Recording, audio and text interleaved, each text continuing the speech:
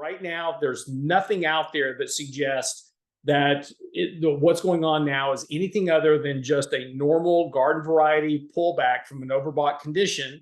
And once we get, if you take a look at the relative strength index at the bottom of this chart, once that gets back to, kind of an oversold level, I would be looking to put some money to work. In fact, we're holding some cash and we're waiting for us to kind of work through this bit of cycle here, get the markets oversold here a bit, and then we'll put some cash to work.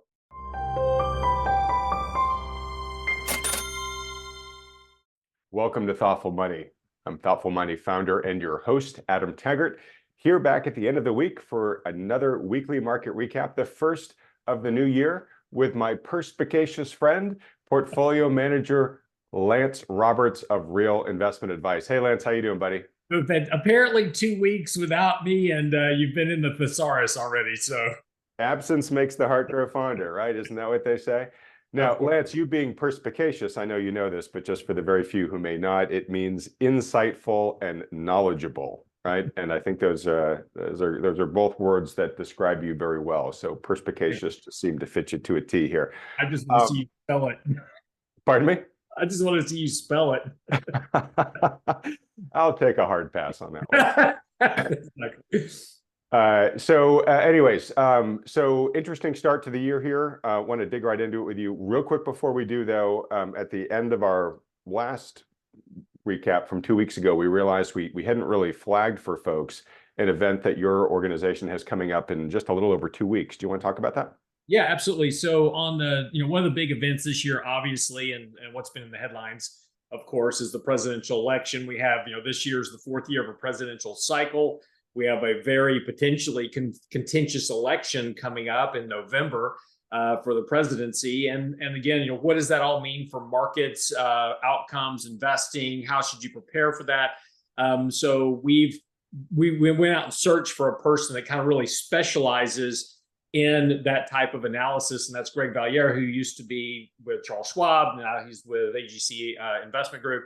And, he does a fantastic job just, going down. He's a great speaker. He's very entertaining, does great analysis, though, on the outcomes of presidential elections. Of course, while we're giving that presentation, we'll also have Michael Leibowitz talking about bonds for this coming year, what to expect from interest rates, the bond market.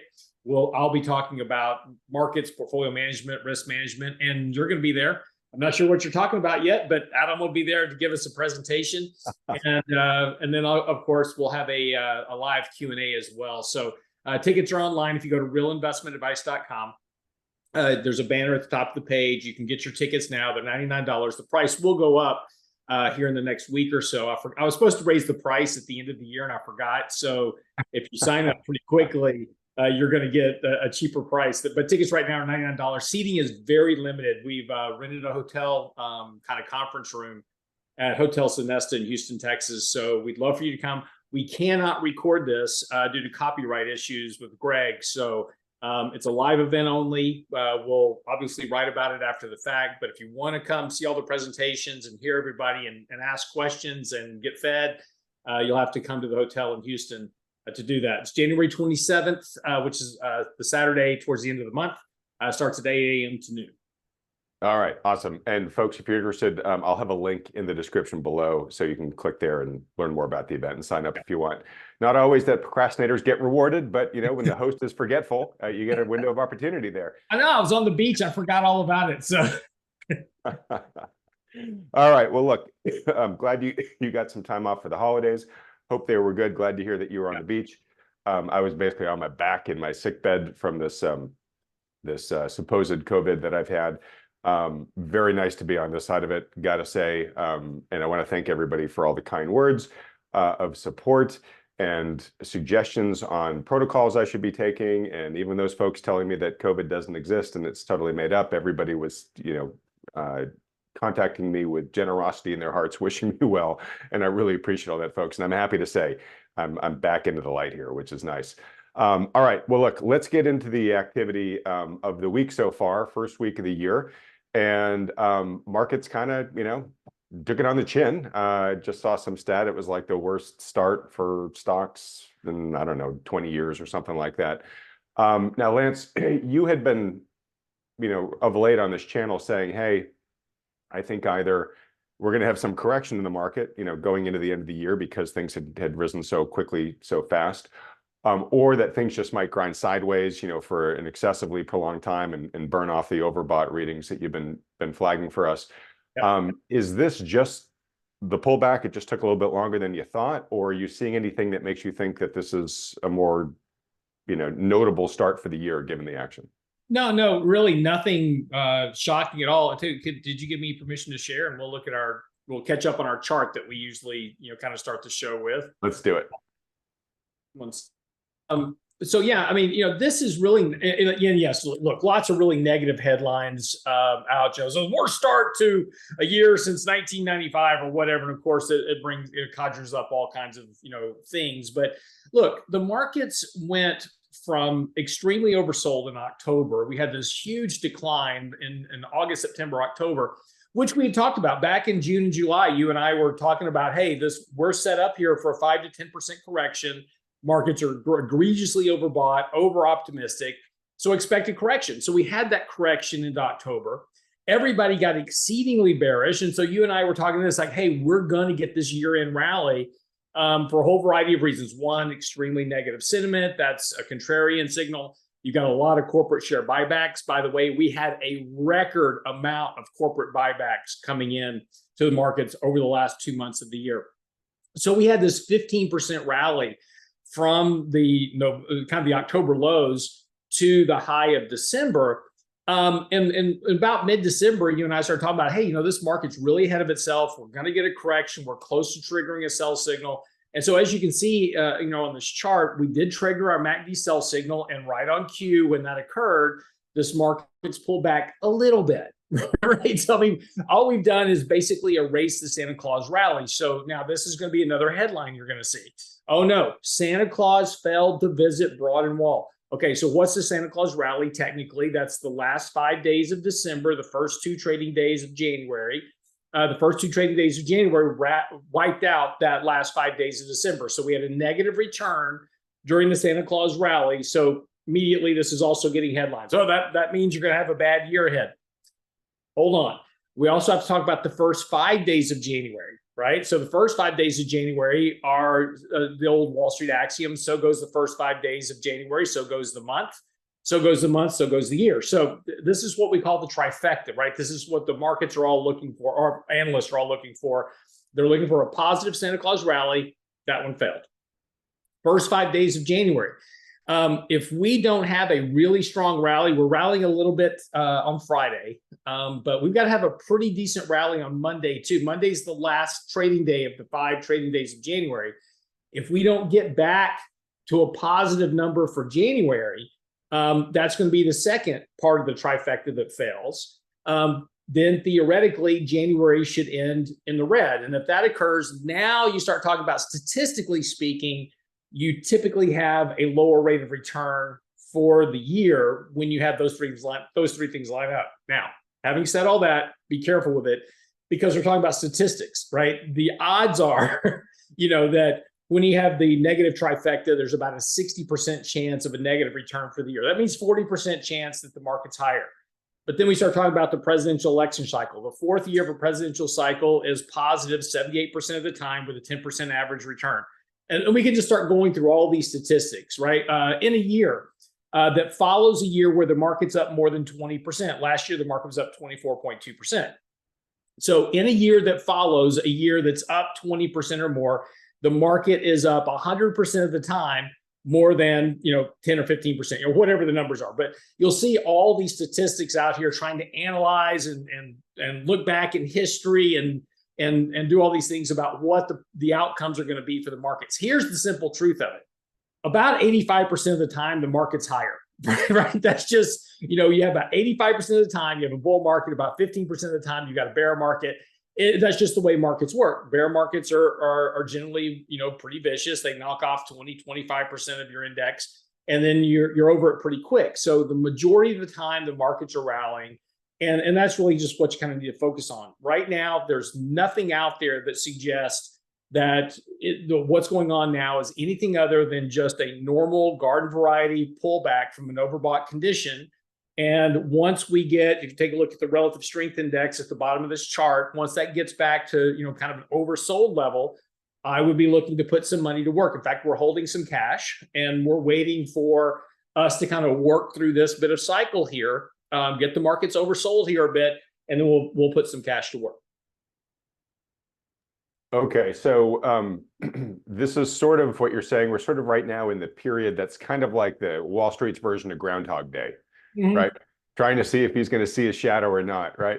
Correct. Data's not fully in yet, but obviously we'll be watching the early action next week because that'll show if the second part of the trifecta, clicks down too, and then of course we'll wait to the end of the month. All right, and this will be interesting because it's sort of like whose kung fu is stronger, right? The first couple of days of the year, or the presidential election, or coming off of a 24% increase in the market from last year, right? So it'll be kind of interesting. But basically, you're just saying, hey, look, right now it's all a tempest in a teacup. You're just going to keep doing what you normally do. It's not affecting your positioning strategy at this point. Well, and it shouldn't, Adam. I mean, if we're investors, right, we're positioning for a longer term gain. I wouldn't let a couple of days, kind of affect you. Let's talk about what's happening here just at the end of last year and the beginning of this year, just as another side point. If as you do that, you can just talk about the sell signal, because I remember asking about the pink dot 2 weeks ago, and you were like, "Oh no, that's just something I put on there to highlight it." But you're saying that's actually a sell signal that's on today's chart.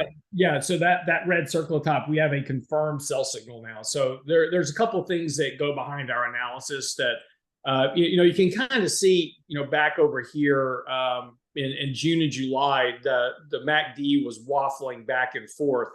And this is where we started talking about potentially getting, a sell-off in the market, but the market kept grinding higher, and the MACD indicator was just kind of stuck at a very high level. So we've got a couple of other indicators that we look at to confirm when a sell signal is actually in place. And so that never confirmed until early July, and then we begin to get that correction. We had the same thing kind of occurring in December when you and I started talking about, hey, this market's really overdone. We're close to getting a sell signal, probably going to get a correction or consolidation. That signal didn't confirm until just over the last 5 days of December. So, but as we went into the last 5 days of December, you had a lot of repositioning, portfolio rebalancing. A lot of managers were kind of behind the curve in terms of getting allocation on their books. So that's why you saw a lot of that buying. One of the reasons you're seeing a lot of selling right now is because a lot of managers had a lot of big gains from last year, particularly in technology companies. So if they owned NVIDIA or Apple or Microsoft, and you're getting a lot of headline rhetoric right now at the beginning of the year is like, oh, tech's just, it's underperforming and Apple's falling out of bed. It's the end of the world. It's now the China proxy and all this. Be real careful with that. People had a massive ton of gains in these stocks from last year. They were overweight these positions relative to the benchmark coming into this year. And as a portfolio manager, I want to sell my gains in early January because I don't have to pay taxes on them until 2025. If I sold them in December, I'd have to pay taxes on them in April. So from a management standpoint, I do my tax loss selling in December. I do my capital gain selling in January because I can defer taxes that way. That makes a ton of sense. Yeah. So don't read a whole lot into the last few days as, this is a sea change into the market. Wait a month. Over the next month or two, I'd even wait the first quarter. But over the course of this first quarter, we're going to see if there's a rotation from the leaders of last year to the laggards of last year, or what the new trend is going to be this year. Is it healthcare and REITs and utilities over the mega cap stocks, or if we're going to have continued disinflation, is it going to be the mega caps again because they can grow earnings in a disinflationary environment? We won't know that for a couple more months. All right. So first off, Lance, you talk a lot about conditions getting oversold, conditions getting overbought. Right. You used an analogy of the rubber band an awful lot.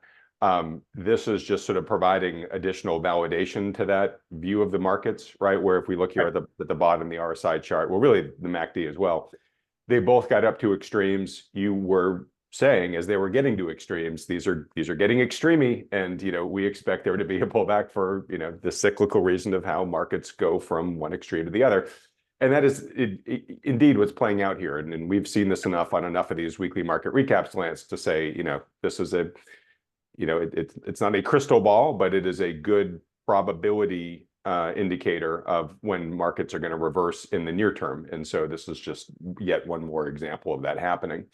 All right, we can take the chart off the screen here, but I do want to point out that I have had more guests than normal on this program who've been pretty bullish. And it's interesting. I've had people say, "Oh, Adam, now that you're on Thoughtful Money, you seem to be changing your tune. You're bringing in all these bulls on." That's not the answer. It's just that more of the people that I'm bringing on are bullish right now. And again, that's the whole point of this channel, is to bring in lots of different analysts, lots of different people. And I, most of the time, have no clue what they're going to say before they come on the channel in terms of whether they're bearish or bullish. And some of these folks were bearish and are now bullish, right? So, I mean, that's just what happens. Just like the charts change, good analysts change as the data changes and they revise their outlooks, right? But I do want to call out that we've had folks like Michael Howell, who is, a former Solomon Brothers guy from the old days, very focused on liquidity. That's the framework that he looks at the world through. He is very bullish. He is basically expecting net liquidity to continue rising for the next 2 years. So he thinks both the economy and the markets are going to have a pretty strong run for the next 2 years.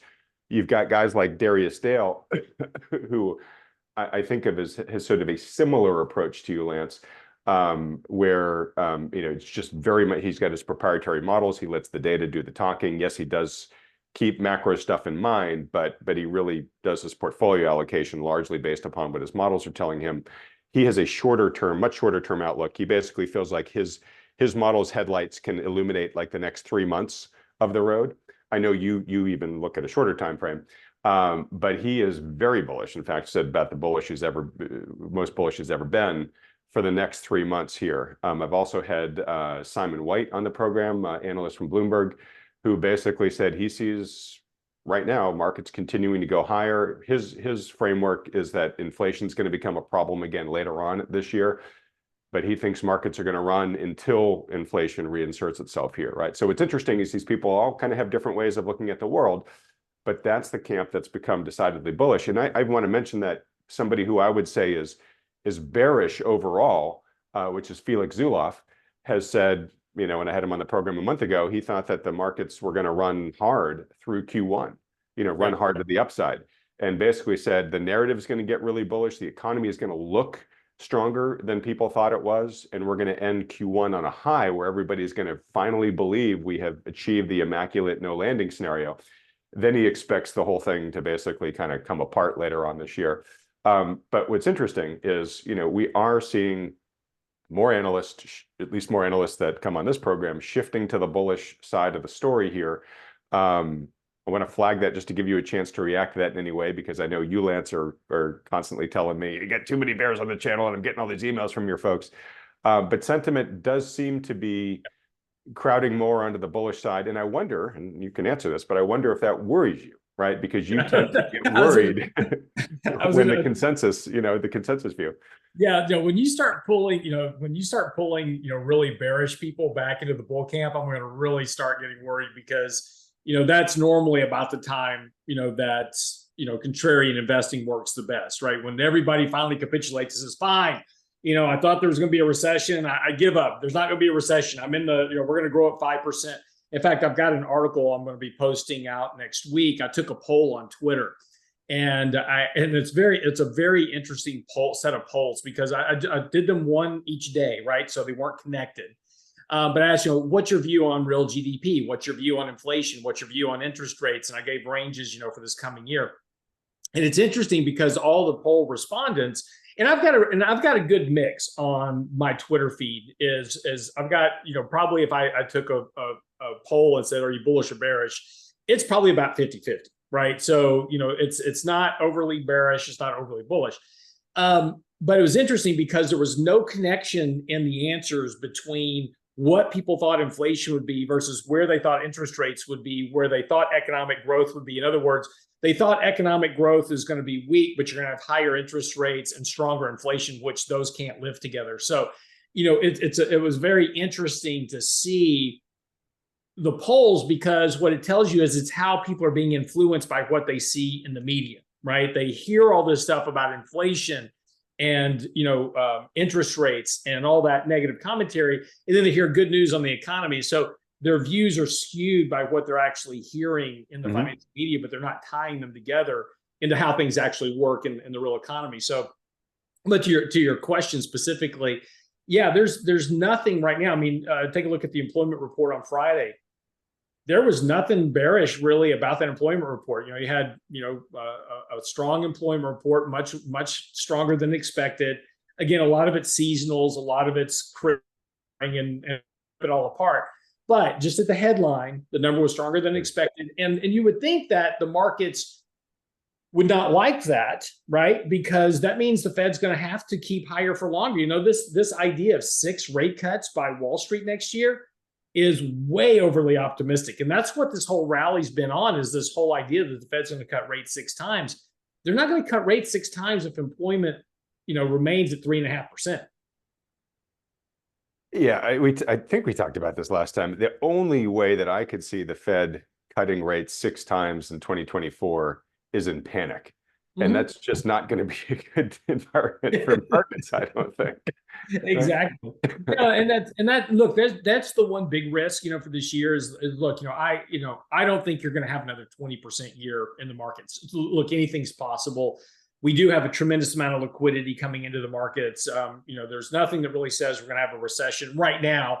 Nothing that says we're going to have a recession. There's too much, there's the deficit is growing. You've got too much monetary liquidity being put into the system, for the economy to actually contract, hard, right? To have a hard negative recession.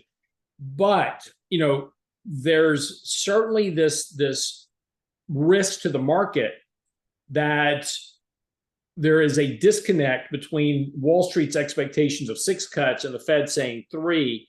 Those have to meet at some point. So, and in either case, it's going to require a 5 to 10% correction in the market, probably sooner than later. So say maybe in the first half of the year, maybe by the end of the summer, that we have another 5 to 10% correction in the markets to try to realign these views between 3 and 6 rate cuts. That's coming. I just don't know when that's going to happen or what's going to trigger it, but we've got to get those 2 views put back together again. Yeah, and this is sort of the age-old, and this is one of the reasons why we're always talking about don't let yourself get sort of wanged around by headlines in terms of how you do your investing. But it's the age-old, price versus value story, right? You could have all sorts of Goldilocks things happen in the economy over the rest of this year, but if stocks are priced today for Goldilocks times 3, they're too expensive, right? And so you can have the economy doing well while the market's correcting if the market has unrealistic expectations right now. A couple of quick things.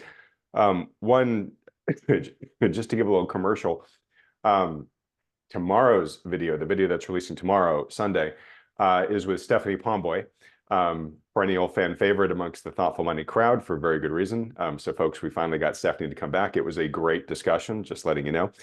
And she has been in the deflation camp for a good long while, and she's not taking herself out of the camp by any stretch. But I think she is saying, hey, things are getting a lot more harder to predict than I initially, had expected. And, she, on a number of issues, she's like, I don't know. I think I know how it should go, but given the way things have been going recently, I don't feel as confident, calling the ball on certain elements going forward. And so it's not a capitulation of, a bear saying, up, I'm jumping on the bull train. But I think it is an example of a lot of, I think a lot of people who were, pretty hard in camp recession, okay, inflation's been broken and now we're going to, reap the pain of the lag effect, right? Saying, hell, I still run the calculations and the numbers come out the same, but I'm just not as confident in the outcome because of a lot of these other cross currents that have been going on that have been keeping this thing harder to call for a lot longer, right? So I do take that as a sign that, you know, we're probably, if there's a correction coming, we're probably closer to it than farther from it, because some of the people that were really further on the like, yeah, the correction's coming page are, if not capitulating, or saying, yeah, I get a hold of that a little less loosely now, or a little more loosely now. Yeah, and look, I mean, it's like, with the hope framework, you and I have talked Yep. about a good bit. The Michael E, Kantrowitz. right, and the E just isn't cooperating with the outlook, right? So, this has been the problem, and employment's a really interesting one to look at, because, the three most dangerous words in the market is "this time is different," right? But in a lot of ways, this time is different because of what we did to the economy by shutting down the economy. We laid off half the workforce, right? If you actually look at job growth and the number of people we put back to work, we're still below the previous trend of 2019. So we've never actually been hired back all the people that we laid off, not to even mention the population growth. So, the problem with the E part of the hope framework and this whole idea of recession slowdown, and this is something you and I talked about probably early last year, is that shutdown has skewed so much of what would normally work. So when we take a look at these historical indicators, yield curves, leading economic indicators, et cetera, they're all skewed because of that shutdown effect. And we've actually never normalized that data to a degree. It's going to take a long time to get back to a normal set of data that we can look back and say, okay, now it's really telling us something about the economy. And I think that's one thing that's really frustrating so many people. The leading economic indicators have been negative for 20 months in a row. Okay, every time that's happened in the past, well, we've always had a recession. Difference this time is that leading economic indicators actually kind of focus more on the manufacturing side of our economy, which is clearly in recession, right? So if you want to say that we're in a recession, you actually can. On the manufacturing side of the indexes, you can see that clearly. The Fed regional manufacturing indexes, ISM manufacturing index have all been in contraction territory for a while. This is very similar to what we saw back in 2012. We had a manufacturing recession in the economy, but services never fell into recession. And services make up about 80% of our economy. So services right now are doing great. Why are services doing so well? Because everybody has a lot of money, right? We gave people $5 trillion worth of stimulus, all kinds of bailout packages. Now they're working through that, right? They're working through all that excess capital. They had paid off a lot of credit card debt. So they're now, starting to ramp up credit card debt, but that's giving them access to spending. And student loan payments that were supposed to start back in October, there's I think, don't quote me on the percentage, but I think it's like 40% of people that have student loan payments. It is 40%. Yeah, it is 40%. Yeah, they haven't made a payment in 4 months. Right. So, but my point is, and this is what you and I talked about before, Adam, is that people are very crafty about finding ways to spend money. Right. And that's kind of keeping all this economic data skewed in a manner that is keeping that recessionary drag from hitting the economy. That doesn't mean it won't. It doesn't mean we won't be in a recession at some point, but it could be 2025. Right? It could be 2026. I have no idea where that ultimate lag effect is going to catch up. We know it's out there, Adam. We know it's there. We just don't know when it actually kind of rolls over the other side of the cliff. Yeah. God, you just mentioned like 5 points I want to follow up on. And folks, if you like this part of the discussion, this is what Stephanie and I go really deep into in tomorrow's video. So look forward to that. I actually want to talk about the today's job data, because if you do crack open the hood, there's actually a fair amount not to like about it, which we'll talk about in just a sec. But your point about the pandemic just sort of shaking everything up, and we're still kind of watching how the dust is settling, and it's obviously making a lot of things behave differently than we would have expected otherwise. A big factor of that. So first off, I should say, look, I agree with you that the E in hope is the critical element. It's it's been the bulwark against recession. And Steph and I talk a lot about this tomorrow. Like it's one of the main things to be watching this year, right? I think as the E goes, everything else is going to go, right? And what happened during COVID was, employers laid a bunch of folks off, and then they realized, oh my God, it's really hard to get these people back, right? And so we've had this talent hoarding, right? That's been going on. Certainly in big tech, but in a lot of parts of the economy where they've just said, look, I think we're going to make it through this, right? And then now that they've gotten the green light from the Fed, they're probably feeling like it was the right call to make, right? Which is like, if I can just keep these people employed, I'm going to save myself a lot of future cost of trying to hire these people back when the economy recovers, right?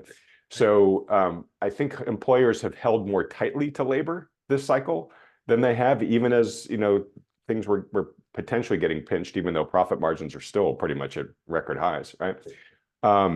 So, you know, what a key factor that's going to happen here is, you know, whether that sentiment shifts or not, right? So in other words, if the Fed is more slow in cutting rates, or if prices and cost of capital don't recede as quickly as corporations are hoping, and then we start getting the lag effect as corporate balance sheet debt comes up for maturity and stuff like that.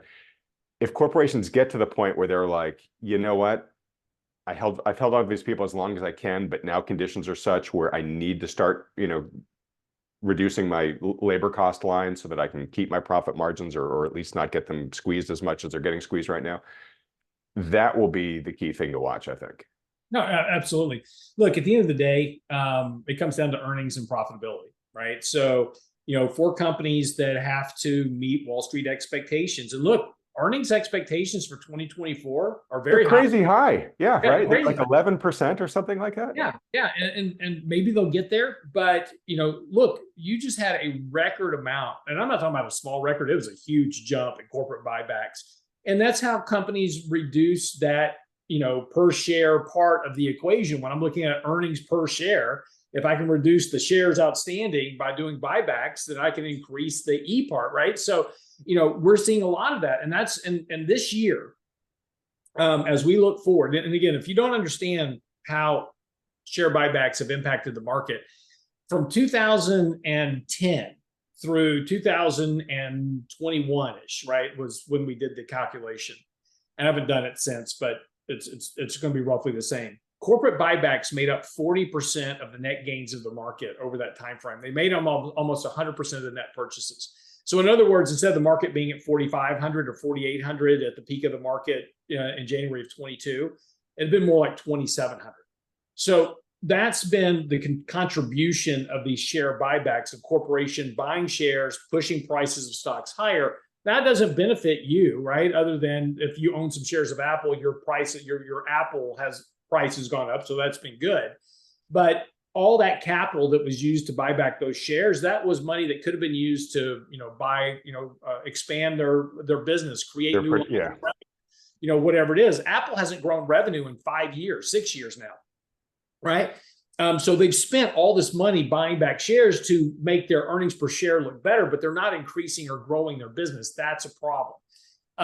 And there's a finite ability to continue to do that long term. But if you look forward to this year, it is currently estimated that 100% of the net equity purchases this year will come from corporate share buybacks. And that's not unusual. We've seen this in recent years as well, where we've had this market kind of going up in advance, you know, further than what economic growth can do. And I have an article out today. Yesterday. Today's Saturday. Yesterday, Friday. I actually have an article on the website talking about this. And Adam, do you mind if I share a couple of graphs real quick? Yeah, please do. And is this from your article, Portfolio Return Expectations by Investors Are Too High? Yeah. Did you want to get to that in a minute? I can wait. I do want to get to it. Let's flag it just for 1 second, because I just want to get to those employment numbers so we can hop off it. Okay, well, let me just finish my thought then. So, but the point is that earnings and profitability can't outgrow the economy. So if the economy slows and all of a sudden I have to start, you know, and my earnings and my profitability start to decline as a company, I'm going to protect that. How do I protect that? Well, if I can't do corporate share buybacks, which are your small and mid-cap companies, if I can't do buybacks because I don't have the capital, then I've got to look to employment. If my earnings and profitability are being reduced because of a weaker economic environment, even as a large cap company, I'm going to have to start laying off workers, looking to reduce that cost. Why? Because healthcare, benefits, and employment are your three biggest costs for any business, right? Your salaries, your healthcare, your benefits, those are your biggest costs for any business. So the best way to increase profitability is to reduce that cost. Yeah. So we've had multiple epic rants in the past that we won't rehash here, but one is, we've had pretty epic rants about buybacks. And they're largely, I think we both agree, sort of, net nefarious impact on, what's going on in the markets.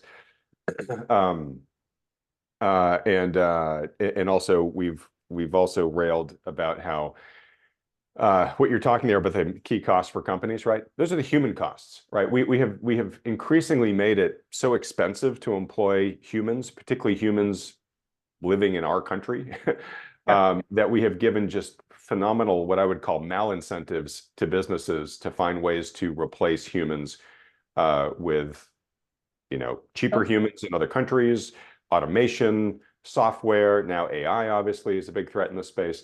And once those jobs go in any of those directions, they don't come back, right? Once you automate, once you invest in automation, you're not hiring the same amount of employees you did in the future, and that obviously leads to things like a hollowing out of workforce opportunity for younger generations and all sorts of things. So, well, I mean, look at what's happening in California and other states where they've done $22 an hour minimum wages, and even states where you raise minimum wages to 15. There's a whole lot of research around that shows that the first thing that companies do is like, okay, great, if you're going to hike the minimum wage. And what people understand is that if I hike the minimum wage to $15, Adam was my regional manager, and he was making 15, and everybody else was at minimum at 750. So now I've moved all the 750 to 15. I've now got to increase Adam's wage to 20. Well, I had another guy, I had his manager at 20, so now I've got to raise him to 25. And so there's this trickle up effect when you start, raising those minimum wages. And I don't want to get into all the arguments about why we need to have a minimum wage and we need to have living wages. Most of that's nonsense. But the fact is that ultimately at the end of the day, businesses have to pay that wage, or they have to pass that price on to consumers. So either consumers get charged much higher prices, right, which they deal with that inflationary impact, or corporations have to start figuring out ways to reduce that cost of labor, which is, as you said, outsourcing it to other countries, hiring cheaper offshore labor, automation. AI is now going to be the new way to increase productivity by using AI in business. That'll also be a big impact into reducing that labor cost over time. Yeah, and I can tell you right now, I mean, just seeing this happen in California, which has been at the vanguard of the hikes in wages, and again, we're just seeing it right now with the fast food workers just got a pretty massive raise. And look, we can totally have the living wage debate, but the outcome, as you say, is both higher prices being passed to the consumer and job cuts, right? Is we're going to have fewer people working more, right? So, okay, the employees that we retain are being, perhaps treated better on a per capita basis, but we are actually net employing fewer people. So if you're trying to employ more people, in many ways, this sort of works at odds to that. So anyways, that's another rant for another day. Real quick, just getting to the remaining part of the employment talk. So yes, we had the payroll data came out this morning. Surprise to the upside, as you said, it was 216,000 jobs versus 175,000 was the expectation. The unemployment rate was expected to tick up to 3.8%, but it actually stayed flat at 3.7. So you're getting a lot of sort of celebrating and chest beating of the headline, but we've seen this movie before, right? They dramatically revised down the prior month's data. So today's beat, who knows, maybe it'll be revised to a loss, when the next month's data comes out.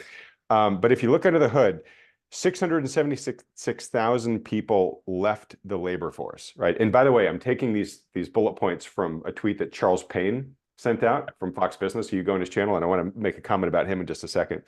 So, nearly 700,000 people, the labor force declined by almost 700,000 people, almost 700,000 people, 683,000 are employed. Fewer people are employed this month versus the prior month. That is in Charles's world, a monster single month decline. 33,000 workers lost their temp job. Over 22,000 workers lost their transportation or warehousing job. As I mentioned, both October and November payroll numbers were revised significantly lower. And as you were saying earlier, the employment to population ratio dropped. It's now at 60.1%. The pre-pandemic level was 61.1%. So when you just sort of look, you take a big step back and say, how are we doing? We're actually doing worse than we were pre-pandemic in terms of employing people. And even though it was a beat this month, when you look under the hood, like I said, a lot of these stats is actually there's just fewer people working in a lot of key parts of the economy.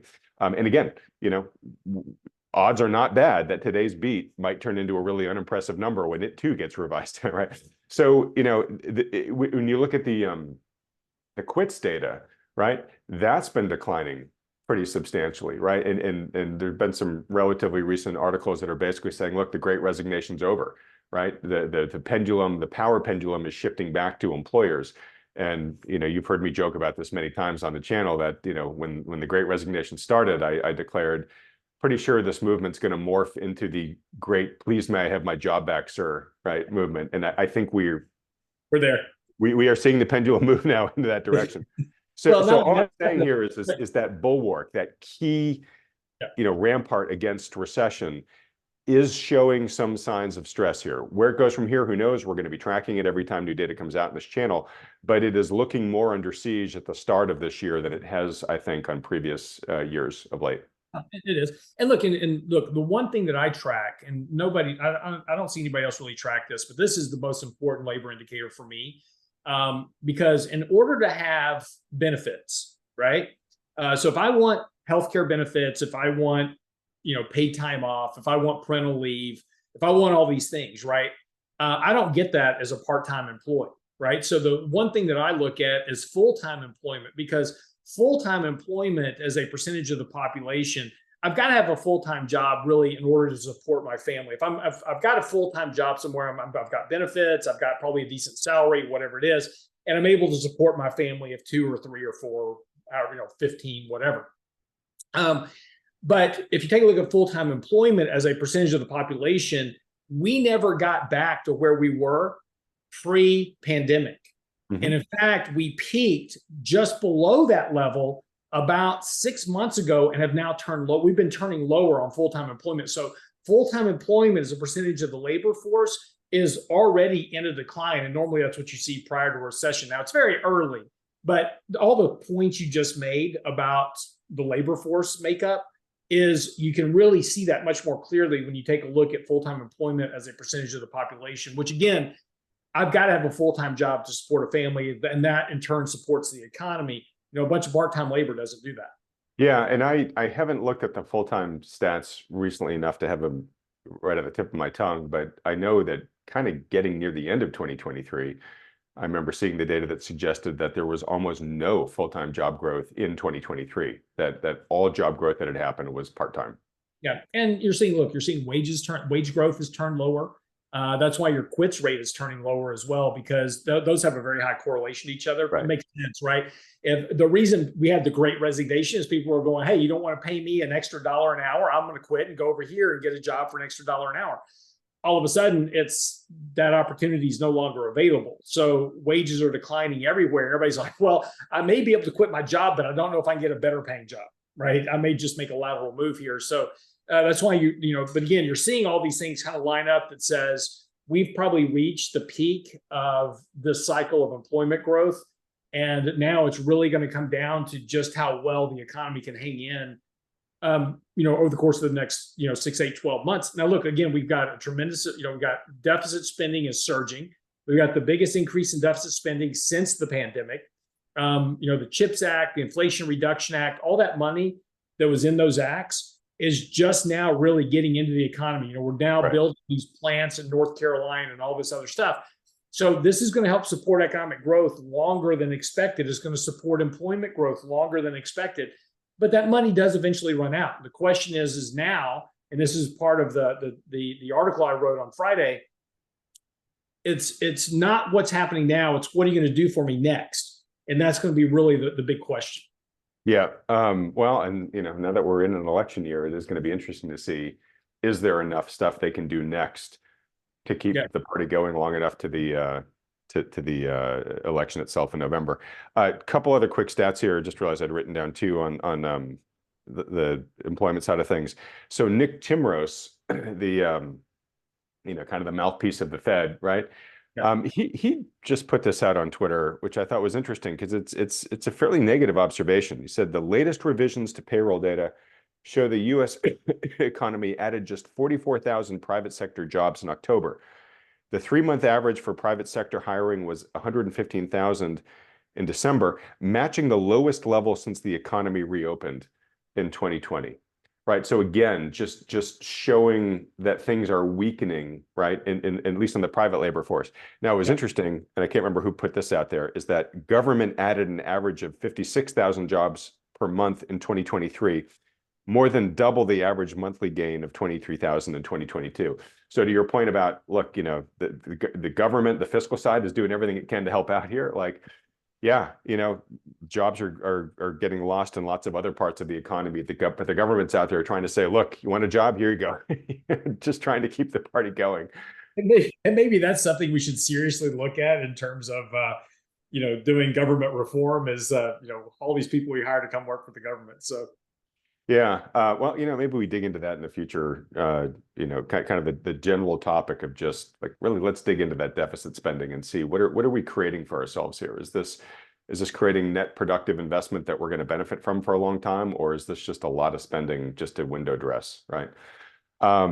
So just real quick, back to the tweet of stats I wrote about Charles Payne there. You've been on Charles's program for years, Lance, and, he's on Fox Business, a relatively mainstream business channel. I've been noticing, seems to me to be sort of increasingly critical. I don't want to necessarily use the term bearish, but increasingly critical of the system. Have you noticed a similar shift? No, this is one thing I've been doing a weekly appearance with Charles now for quite a while, at least well over a year. And one thing about him, and look, out of all the people in financial media, this is one thing I do respect about him. He is very bullish. He is always bullish and he's always optimistic. And you and I had this conversation, back in December about, if you're going to be successful in life, you have to be optimistic. You can't be pessimistic and be successful. Those two just don't work together. So he's always optimistic.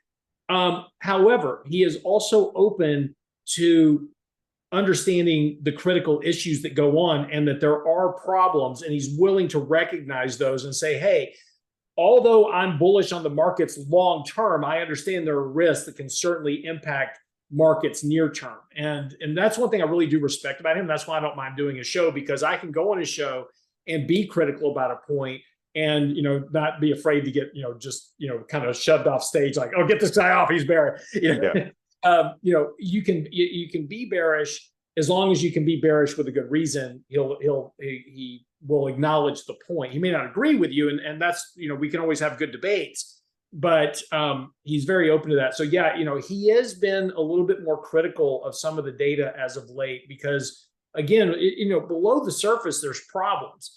And a lot of people, I get a lot of emails from your viewers. It's like, Lance, you're why are you so uber bullish? And it's like, I'm not uber bullish. I'm just understanding that right now you've got a ton of momentum in the markets. But the stuff that, and again, articles that are right on the website. If you go to our website, billinvestmentadvice.com, both Mike and I write articles 3 times a week, and a lot of them have a quote unquote bearish tinge to them, because we're looking at those risks that can cause markets to have a correction and take away your capital. And that's what you're trying to avoid, is you're trying to avoid those big massive drawdowns. You don't worry about 5 and 10% corrections. That's just part of the deal. But you do worry about the 20s, the 30s, the 40s, right? That's what you're trying to avoid. All right. So that's a great segue then now to talking about your recent article. So titled "Portfolio Return Expectations by Investors Are Too High." And I think somebody would say, hey, that does have a bearish slant to it. So walk us through your main thesis there. Yeah, well, let me so it's very interesting, because I was actually on the beach, and I promised my wife I was not going to write while I was on the beach. But as usual, the best laid plans, right? Just never work out, because I was perusing some articles, And I found this article, and it was a poll that was done by Statista, Visual Capitalist, that was looking at the investment return expectations between financial advisors and investors. Now, this is global, right? So they were looking at, global people. And they had 8,550 investors, 2,700 advisors. And if you focus on the US, there's a huge gap between what expectations are by advisors, which are 7% returns in 2024 versus 15.6 for retail investors. So retail investors have a very, very bullish view about returns in the markets over the next year. And so when you start thinking about that, you can say, well, that makes complete sense. Like, it makes complete sense why investors have such a big gap because of what they've experienced.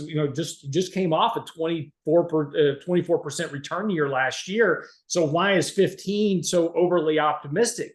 Well, that's where we start kind of digging down into some of the data in the analysis. And, if you look back over the long term, going back to 1871, the market's return on average about 8.5% a year, right? So now that doesn't mean, now you got to be careful about that. That doesn't mean markets return 8.5% every single year. The average return over that period is 8.5%. That's including dividends. That's including inflation. That's real. So there's, of course, very long periods of time where markets return zero. In fact, if you take that graph right there and you break it down into the long-term secular bulls and secular bears, 100% of the gains occurred in 4 periods over that history. The other 4 periods had a negative return. So, that's why it's always important to understand valuations and where you start investing, because it has everything to do with where your long-term returns are going to be. But having said that, we start looking at it. Well, how did we get there? So we take those returns and let's break them down over periods, and you're going to see something pop out at you that is a bit interesting. So from 1928, so this data, the previous chart was using the Cape data from Robert Shiller, which goes back to 1871.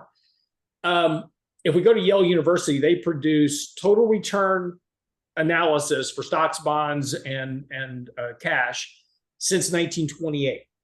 And so if we take those total returns and look at different periods, 1928 to 2023, the average return was 8.45%, right? That's the 8.5% we were just talking about. Completely what you would expect. That's completely accurate based on that. It's also what you should expect as well. The economy grows at about 6% on average, going back to 1900. Your dividends have run about 4%, so there's your 10, and then your inflation rate has been about 2.5. So subtract 2.5 from 10, and you're at 7.5, 8%. So you're right where you would be based on earnings growth and economic growth. Now look at 1928 to 1999, 9.25%. So we just stripped out everything post 2000. So we just stripped out the dot-com crash, all that. So if you strip all that out, 1928 to 1999, still close to the average, but a little bit better. 1973 to 2023. So let's just start at the beginning. And these are just arbitrary dates, just to look at some different periods throughout history of where you started, right? 1973, very low valuations. Through 2023, you averaged about 8%. Now take a look at the next data here. 2009, so that's the financial crisis to present. 12.13% on a total return basis. That's almost 4 full percentage points higher than the long-term average of 1928 to 23. 2012 to 23, 12.26%. 2017 to 23, 12%-ish, 11.5%. So we've had these excessive rate of returns ever since the financial crisis.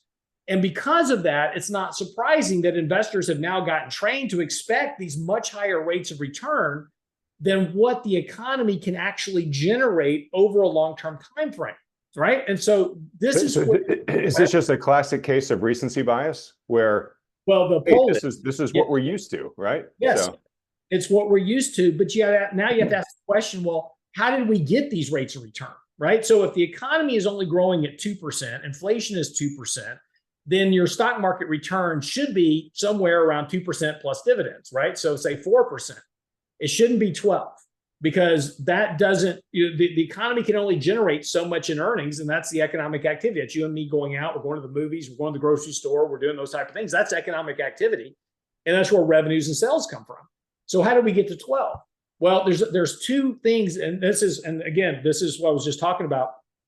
So if you look at the earnings per share growth going back to 1947, and this is all off Fred, so you can do this work yourself, but that's average rate of return is about 7.72%. So earnings have grown at about 7.7%.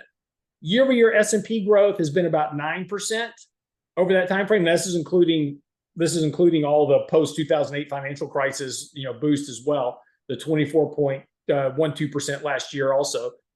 So you've had you've had 9% growth, 7% in EPS growth, and the economy grew at 6.39% annually. So there's a very close correlation, but the market's growing faster than earnings and the economy. So how is that happening? And this is where we start talking about the drivers. One of those has been buybacks. If you just take a look at stock buybacks post the financial crisis, there's been a huge surge. And in fact, 2021, we had a phenomenal surge in corporate buybacks, and now we're back on that run again for corporate share buybacks now as well. But corporate share buybacks, as we were talking about, has been a big driver since 2010 for the S&P index in particular. Go ahead. Can I ask a question about that?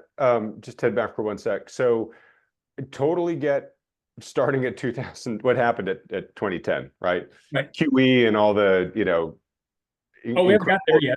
Incredible stimulus and rock bottom interest rates, right? So you could borrow basically at super cheap rates to buy your stock back. Right. And we saw a lot of companies do that.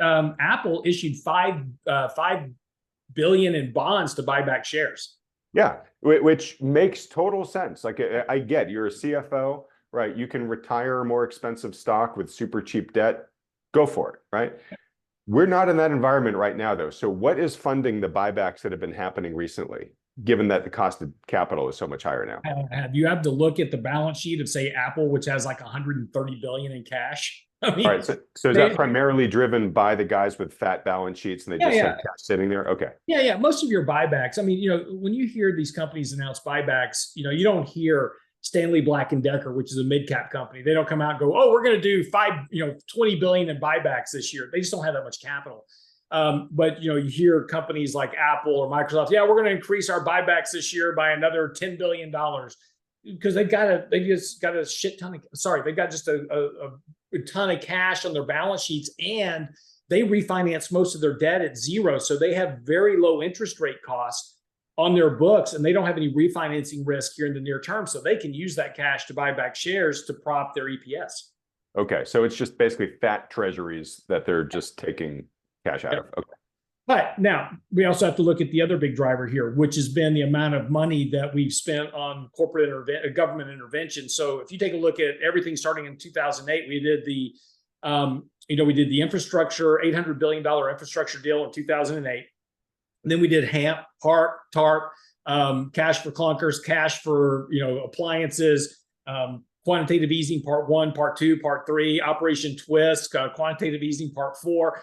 You just go on and on and on with the pandemic stimulus. We've injected $43 trillion of capital into the economy and the financial markets for a net growth of only $5.7 trillion worth of economic growth. So over that same period, we spent roughly almost $5 to $1 worth of economic growth over the course, and that's all been debt financed. So there's just so much fuel that's been put into the economy, and you can see this. I mean, as we did more and more of this, the stock market just continued to rise. And if we take a look at the correlation, so this is the cumulative change in government interventions versus the stock market. You've got a 75% correlation. So the more they did financial interventions, the more the stock market rose. So, between corporate share buybacks and government money coming in both terms of the Fed buybacks as well as government, monetary interventions, it's no wonder that the market has generated, 12% rates of return every year. And this is why investors now expect 15, going forward, because they keep expecting this. And the question that we have to ask ourselves is that, when you look at the deviation of the markets from its long-term growth trend, just both in price and on valuation, we have very big deviations that were driven by all this monetary stimulus. So the question becomes with you running a $2 trillion deficit and growing, and there's no real crisis at hand at the moment. We don't have another financial crisis. Where's the next massive round of money going to come from? I mean, you've got to have the government needs a reason to do another $5 trillion in spending. The Fed needs a reason to do quantitative easing. So until something breaks, there's really no incentive for and really no ability for the government to just come in and say, oh, we just felt good today. We just thought we'd send checks to households again. That's going to be the real risk for investors over the next couple of years, is a lack of money to the same degree to support the earnings and economic growth that, as we started this conversation out, when you're expecting 11, 12, 13, 14% rates of earnings growth this year, you got to ask yourself where it's going to come from. Yeah. This is why I've been having these discussions recently about liquidity and whatnot, right? Trying to find all the inputs that are going into the system, because to a certain extent, what you're saying is, look, we have artificially propped up the system for the past decade plus in a way that we'd never done it before, right? And so if you're gonna, if you as an investor are going to go with recency bias and say, okay, I'm going to expect the same type of returns going forward for the next decade that I had over the last decade, that assumption is really predicated on all this, the artificial support that we had continuing, and who knows, maybe needing to continue at a higher level because of diminishing returns and that type of stuff. I don't know if that's necessarily going to be the case, but I've heard people make the argument for it, right?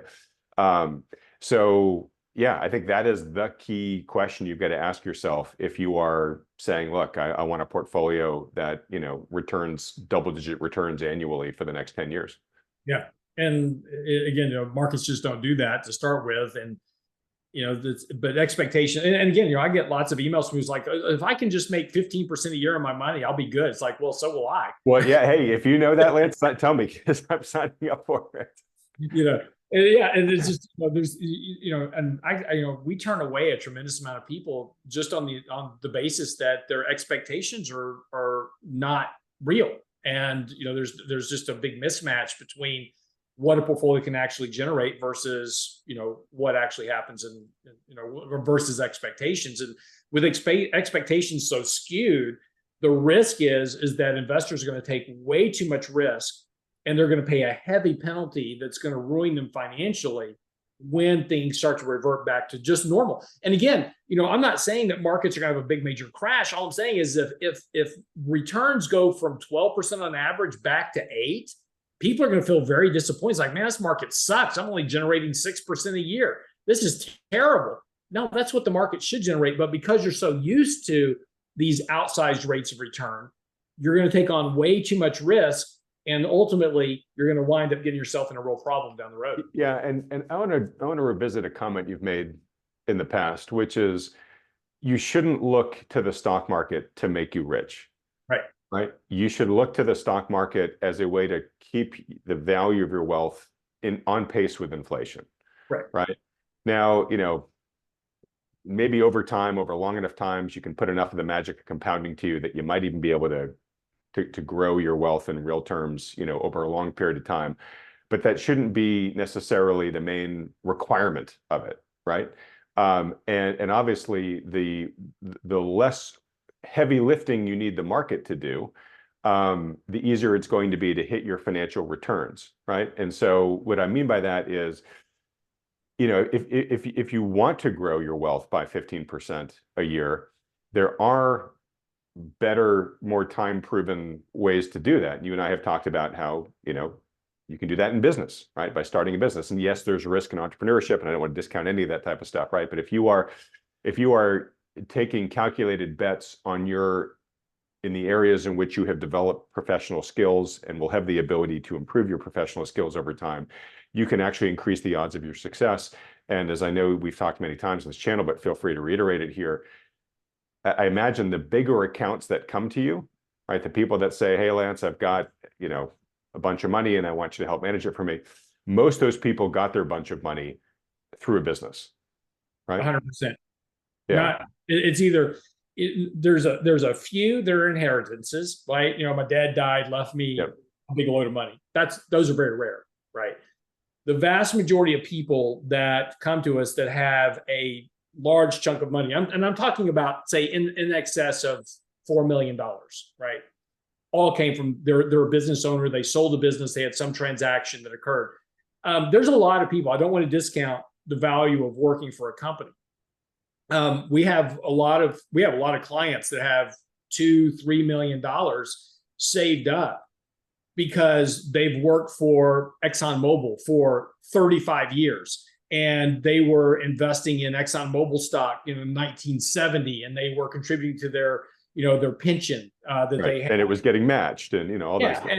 And they but they were very frugal. They lived far below their means. They were saving 30 and 40% of their money every year. And then they drove a 30-year-old pickup truck that had a door falling off of it, that type of thing. But they were just heavy savers. And they worked for the same job for 30, 35 years. And like you said, they had their pension plan, they had their 401k, they invested in their company stock, and they did very, very well for themselves.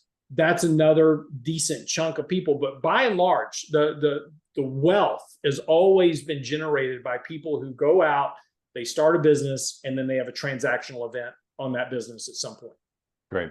And the point I'm trying to make here is instead of thinking I have to put all my eggs into the market basket and I got to really cross my fingers that the market's going to give me recent historic returns, right, to hit my goals going forward, much more, I think, intelligent and much more, likelihood of success is to sit down, with a financial planner, or at least if you're good at doing this yourself, the projection software, and sit down and build the financial plan that says, hey, look, what can I do, with the assets I have here in terms of, if it's a job with a good company, okay, great. If I'm frugal and really sock stuff away, what can I expect to get from that? Maybe my spouse, what are they getting either from their job, or if one of us starts a business, right? What do we think that can drive for us over time? And then say, okay, with the delta we have, how much heavy lifting does the market have to do for us for that? And if you can get that heavy lifting requirement down to the historic average or even less, well then, geez, your odds of hitting your goals go up, but also anything the market does that surprises to the upside, it's just gravy. It just helps you cross the finish line sooner, right? And that way you get pleasantly surprised versus having higher odds of getting disappointed of like, oh my God, I needed the market to do X and it didn't, and I had all my eggs in that basket. Yeah, no, and again, it's always very fascinating to me because, people that come to us that have a lot of money, they're like, I don't want to lose money. I don't really care if I make money. It'd be great if I made some money. I just don't want to lose money. And that's because they took all their risk in their business, and they knew all that risk that they took to generate that nest egg that they actually built when they had their transactional event at some point. Is, look, I worked 25 years in this business. I've made it.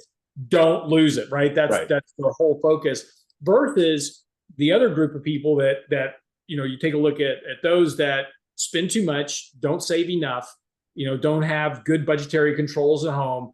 They don't have the ability, they don't have any cash flow at home to contribute to their savings really of anything else. And so they've got this little bit of money over there, like, look, I just want to be as aggressive as possible to make this 50 grand turn into $10 million by the time I retire. And that's just not realistic. That's just, not going to happen. And unfortunately, the media drives that type of mentality is, oh, you just got to invest in stocks and stocks will make you wealthy. There is very little evidence that is actually truly the case. People that made money investing generally made money investing for other people. There are a few people that did invest their way to wealth. They got lucky. They hit the one stock that was Apple at $2 a share, and they bought it and it went up and they made, $1 million or whatever it was. That's a rarity thing. We saw a lot of that happen with Bitcoin, right? When Bitcoin, had its big run, we saw the Bitcoin millionaires, and then we saw the Bitcoin millionaires turn into Bitcoin broke over the next couple of years, and that happens all the time. Markets are great about giving you wealth and then taking it all away. So tame those expectations, like you said, Adam, sit down and say, look, I'm saving this much a month. If I can, plan it out, if I can just get 4% a year, where does that put me? And if that's not to my goal, then I don't increase my return rate. That's not what you don't go, well, maybe what if I get 6, right? What if I get 8 on my return? Then all of a sudden, oh, look, if I got 10% a year, I hit my number. Okay, that's what I'm going to shoot for. Well, if you think about it, if I go from just a 4% rate of return to a 5% rate of return, I increase my return by 25%, Right. but that's almost 100% increase in the amount of risk that you've got to take for just that 1 percentage point of annual return. So the odds are when something breaks, it's going to wipe out everything that you just did. So instead of upping your rate of return, up your savings. So at 4%, I need to save an extra $100 a month. Or at 4%, I need to save an extra $200 a month to get to that goal. Or I need to go for another 5 years. Work on the variables you can control and underweight the risk of growth in that plan, and you will by far and away exceed your expectations. Great point. Last part about this, when you talk about the successful people that come in and say, look, I worked really hard to earn this money, don't lose it on me, right? Yep. Totally get it, right? There's a lot of embedded investment of their life in those funds are headed to. But I think there's also a recognizance of, hey, when I was an entrepreneur running my business, I could largely control my risk. Like I could influence the situation, right? Once I hand that money to the markets, I can't control it. I can't control what the S&P does next year, right? Right. So, there's I think, again, just a strong sense of having an appreciation for where you can control the destiny of your money a lot better in certain of these buckets than others, right? So again, to your point, you put it in the market bucket. You've got to really be honest that, like, I as much as I want it to be 10% every year, I better plan more on the averages, right, versus the outliers. Okay, so we're getting near the end here. Trying to determine if there's time to squeeze a rant in here. Maybe we will.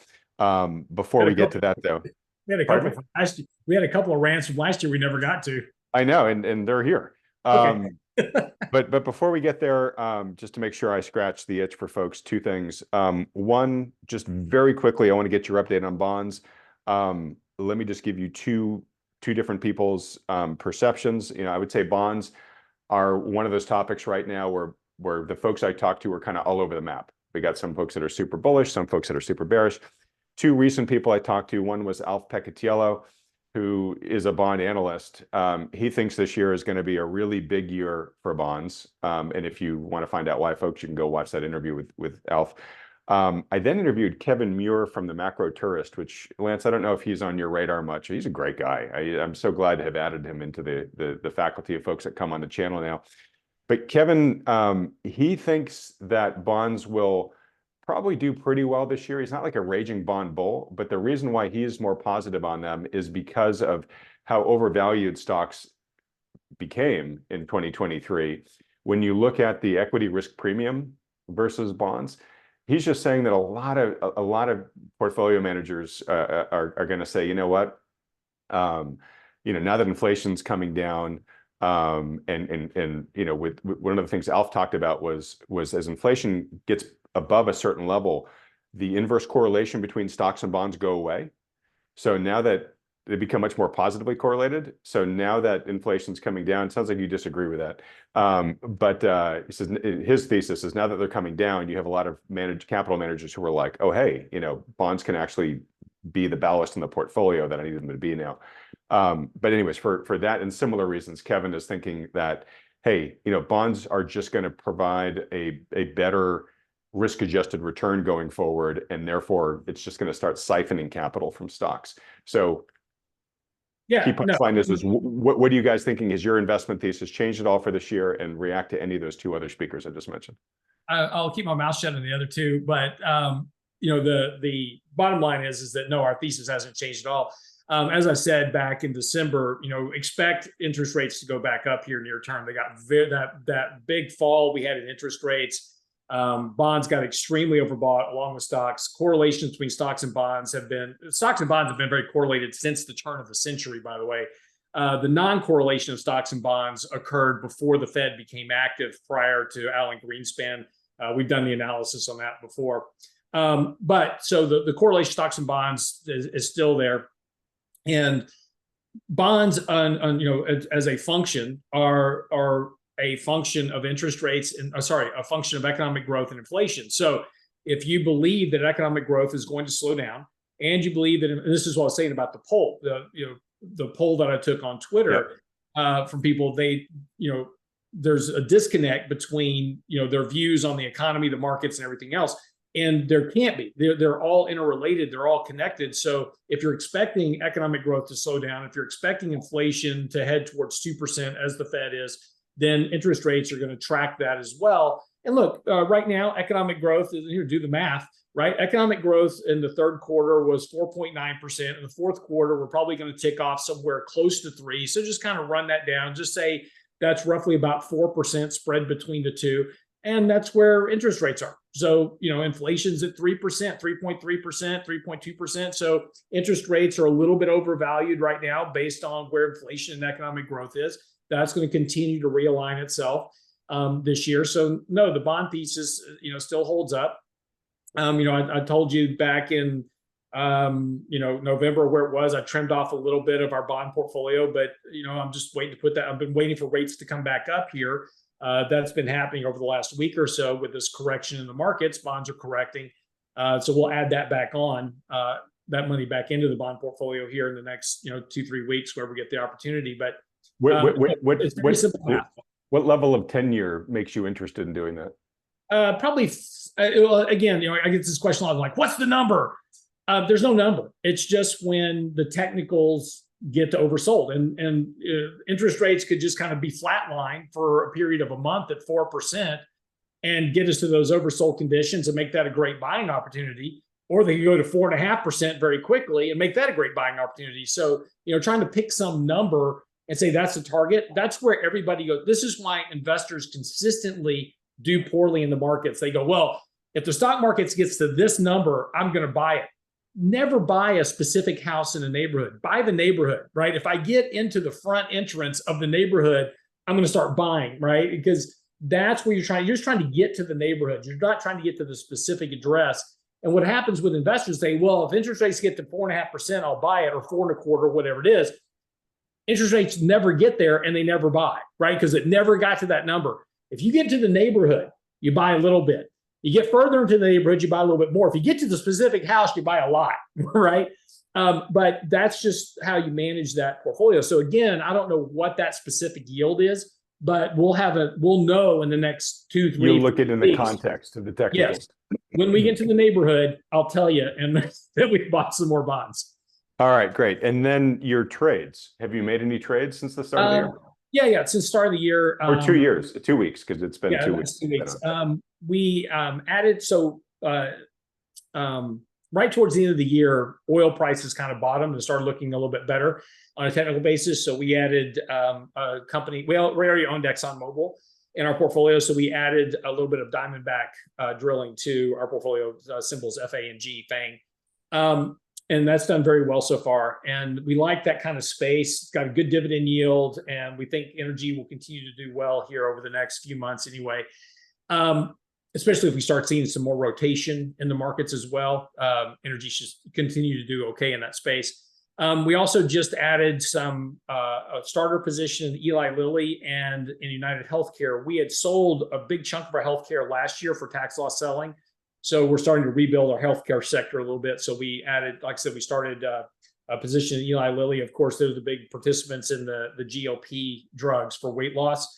They just announced that they're going to start selling direct to consumer.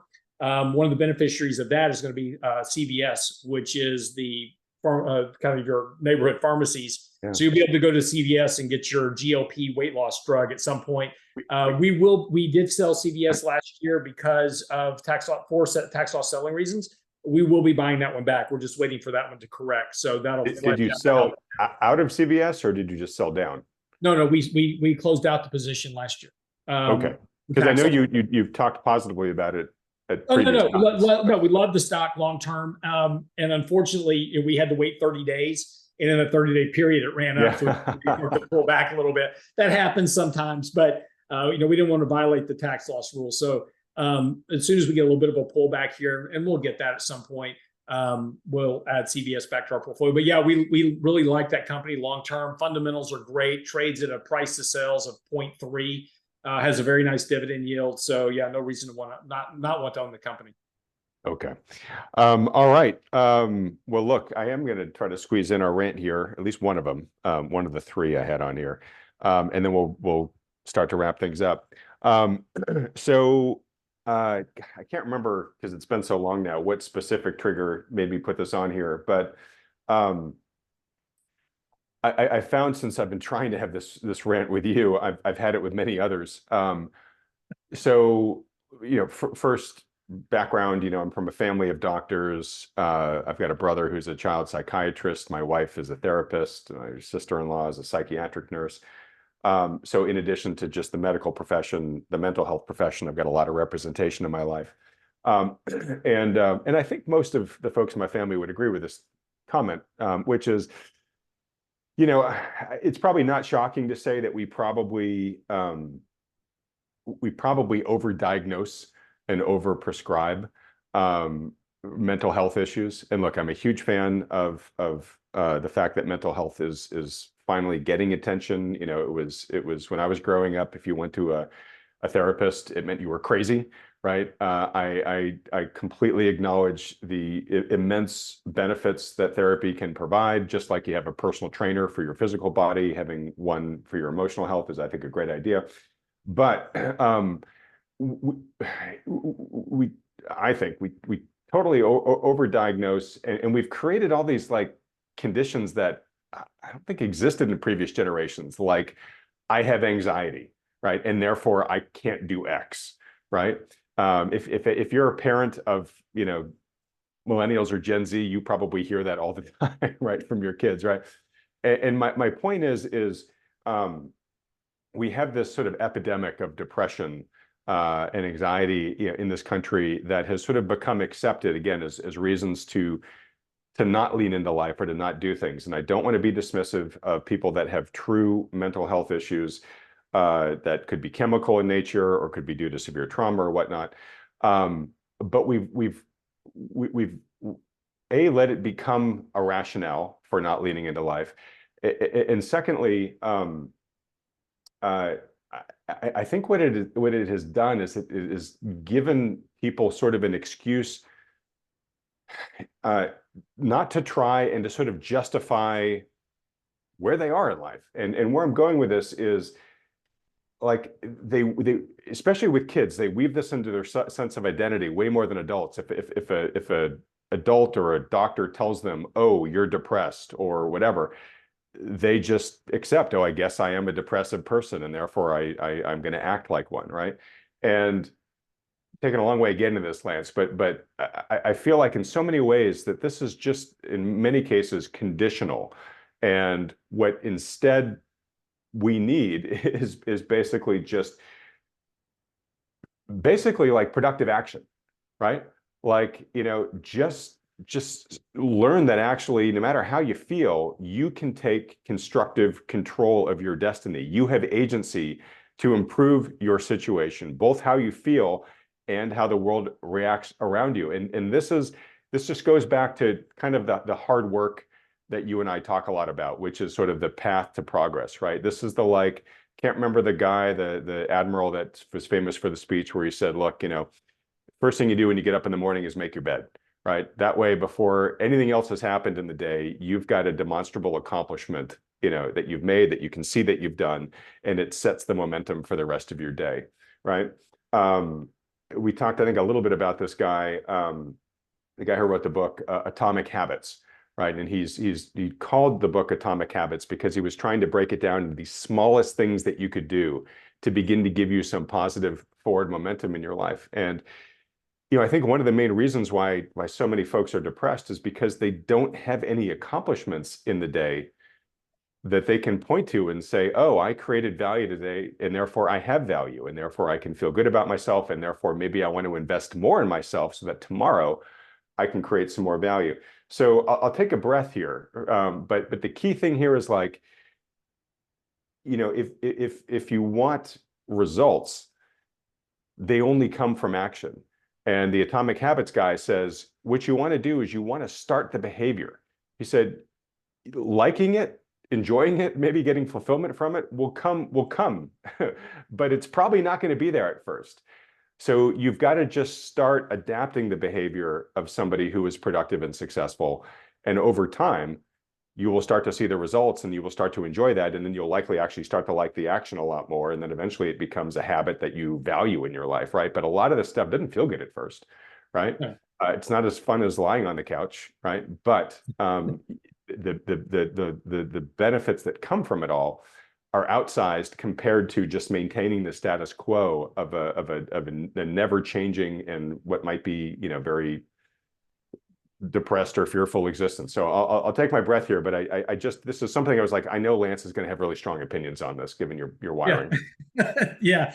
But, you know, and, you know, it's, you know, I've been through some really tough times and, you know, in my life, we've had, you know, events that have happened with business and other things. And, you know, it's important that you have a resource to go to talk through things, right? So for some people, it's just a really good friend, right?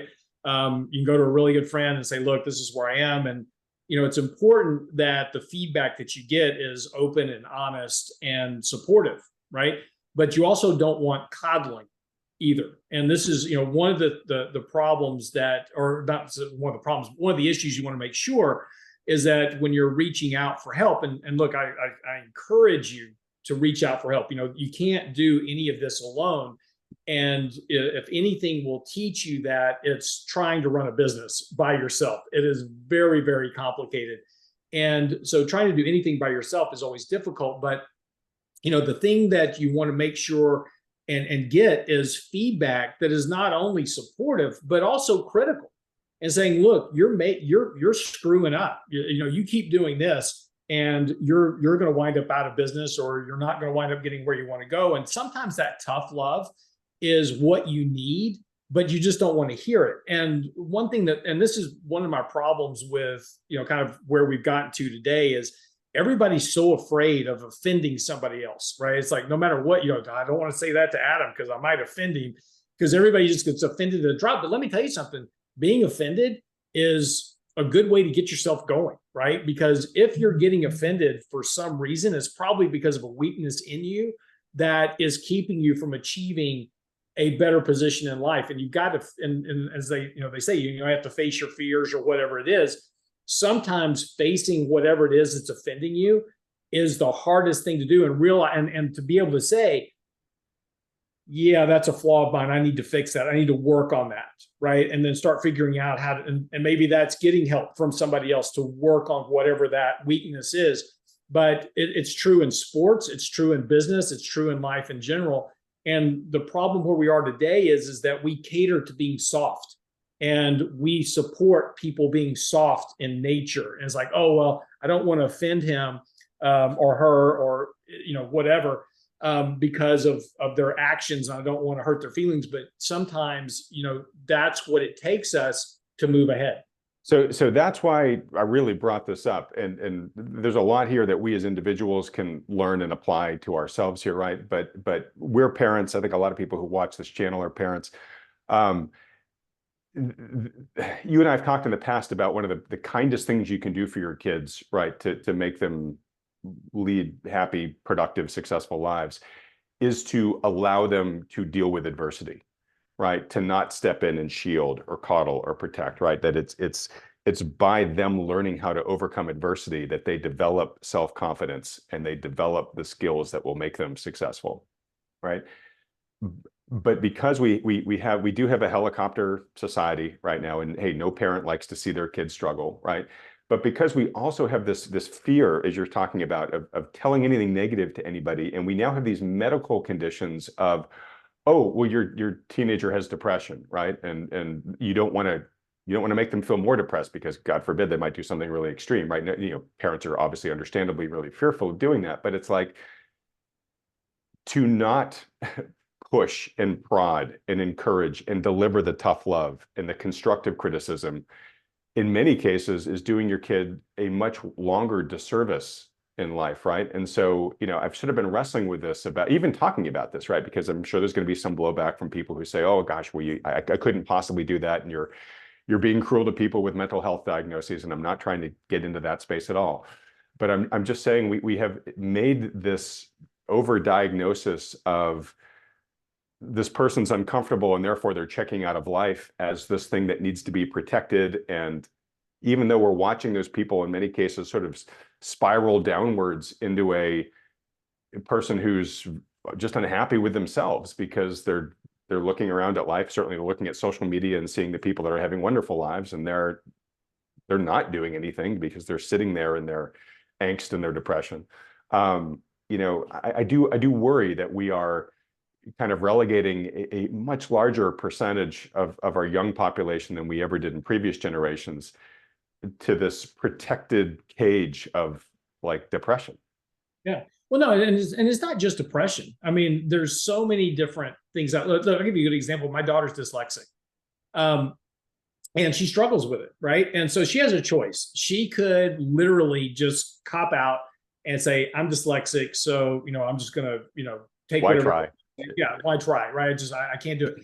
The one thing that I admire about her, and this is the way she was raised, is and she's got a very strong personality. And so my motivation for her, it's very easy for me. I figured this out a long time ago with her, is that she'll go to do something and she'll fail. And I go, why are you even trying that? You can't do that. You know, you've got dyslexia. You can't do that. And that's her trigger. She goes, because mentally a light switch goes on. She goes, oh yeah, I'm going to prove to you that I can do this. And she goes out and she gets it done, right? But that's her trigger, whatever that trigger is. But for most people, right, if you say that out in public, is like if you went after somebody and said, oh, you can't do that because of your issue, then it's like, oh, you're just being mean and cruel to her. Well, yeah, I was being mean, and it hurt her feelings at the time when I did it, right? I wasn't shielding her. I was like, yeah, people like you can't do that. And then she goes, oh yeah, well, I'm going to prove to you I'm the person that can. And she goes out and does it. And that's what motivates her, right? That's her personality. And it took me a while to learn that with her. But even to today, you know, she has access. She goes to college. She's doing great in college. And she has access to dyslexic programs at college, right? At universities, they have these dyslexic programs that let you take your, take your test, you know, by yourself, and they give you extra points because you're dyslexic and all the. She does none of that. She doesn't want the special treatment. She says she doesn't need the special treatment, and she's going to be normal in her mind, like every other kid in class. And that's her, right? And so the point is that we are so quick on social media and in life. You know, if you take a small child and he's hyperactive, right? You give him a whole bunch of sugar and he runs around like crazy. Oh, well, he's obviously got ADHD, so now I'm going to need to go put him on Ritalin, right? Well, maybe it's his diet. Maybe he's just getting too much sugar in his diet. Maybe you just need to work on that. We're so quick to diagnose things and just start putting people on drugs of some sort without actually understanding what the causes of this are and looking at how can we fix these things by changing the mental dynamic of how we work. And we've done that with all of our kids. Every one of our kids are very successful because we never shielded them growing up. You know, part of you would not like being around my family because our family is brutal. Our family culture is to pick on each other. And we constantly are picking on each other, cutting each other down, whatever it is. But that's how we do things. But it created very tough kids. They go out in the world. If somebody says something mean to them, it doesn't faze them at all. They just keep moving forward. And that's what we wanted to generate for our children. So, neither of us is advocating being mean to your kids. And I know the kind of ribbing culture you're talking about, where everybody knows that it's done in jest, and it's usually meant the opposite, right? It's a way to show love. Of course. No, weird twisted way. Our kids are very well loved and very well taken care of. Yep. But we just wanted to raise tough kids. We didn't want to raise soft ones. Well, here's where I'm going, and I'll be transparent. I wasn't sure if I should bring this up, and I'm still not sure. So I'm taking a big risk here. I had this discussion with someone the other day, and it was very triggering for them, which is it's a question. I'm not necessarily making the fact you're having to stutter through this is the problem with society today. It is. But hey, you know what? The obstacle is the way. We're going to dive into this. Here's the question. Is there such a thing as a healthy degree of shame? And the reason why I mention that is shame has become anathema to a lot of our society. And I'm not advocating that we just shame people to be bullies and to be cruel with them, but shame is a powerful motivator. It's really kind of our internal barometer for when we realize we've achieved a state that we don't like being in, right? And it typically is what sort of prods the individual to take corrective action, right? You're getting a little too soft around the middle, and you're like, yeah, you know what? I'm not feeling good about how I feel right now. I'm going to start hitting the gym a little bit more, or eating a little bit more responsibly. Or gosh, I said this thing to that person. I'm feeling bad about what I said. I need to change my behavior. I need to be a nicer person, right?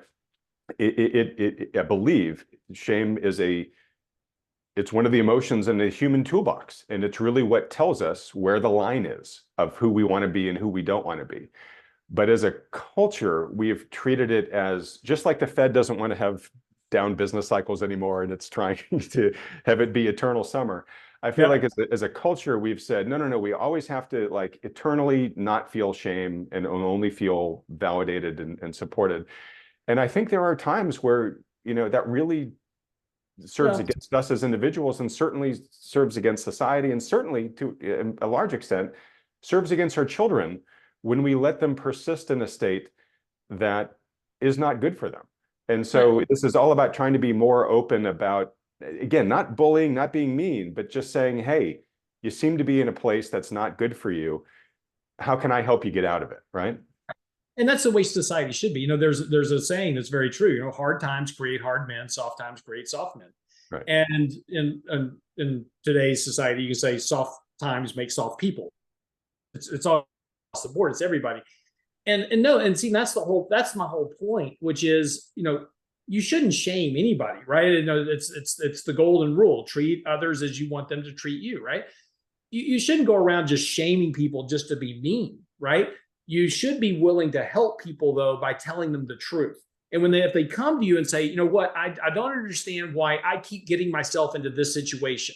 Well, Adam, it's because you keep making really bad decisions, right? You've been driving drunk, you've been, taking drugs, whatever it is.